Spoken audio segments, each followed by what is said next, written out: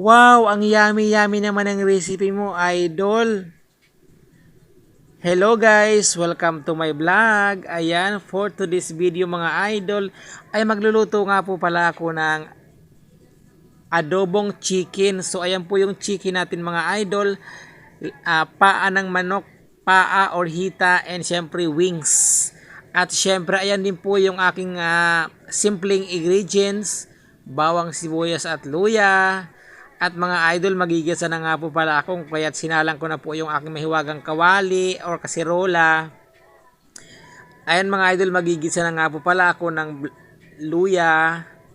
Ayan, at syempre, halo-haloin natin hanggang sa maluto yung ating luya.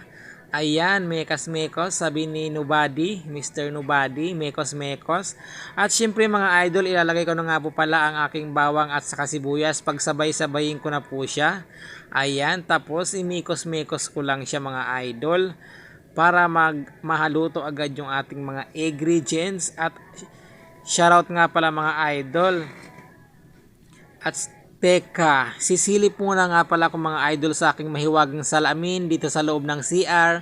Ayan, siyempre po ako ang bida rito kaya sisilip muna ako. At magpapatuloy na nga po pala ako sa aking pagluluto. Ayan, kumbaga sa pelikula meron starring, di ba? O ayan mga idol, malapit na nga po pala maluto yung aking mga ingredients. Kung kaya naman ilalagay ko na po yung ating mahiwagang chicken. Ayan mga idol, fresh na fresh po yung ating chicken.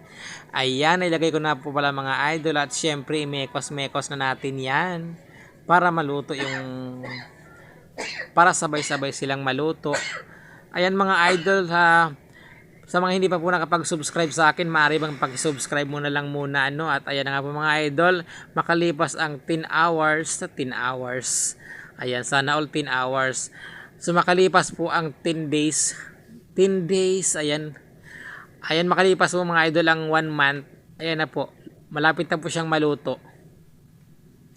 Ayan, pagpasensya nyo na nga po pala mga idol ang aking voice over kasi hindi pa po ako magaling mag voice over.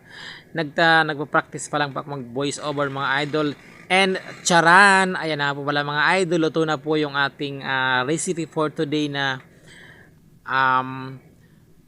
chicken adobo. Ayan, gusto ko nga pala mga idol sa adobo ay patuyo, kung kaya naman pinatuyo po talaga siya kasi ayaw ko ng masabaw na adobo. Ayan, shoutout na lang mga idol sa mga hilig sa adobo. And syempre, please subscribe my channel. Thank you.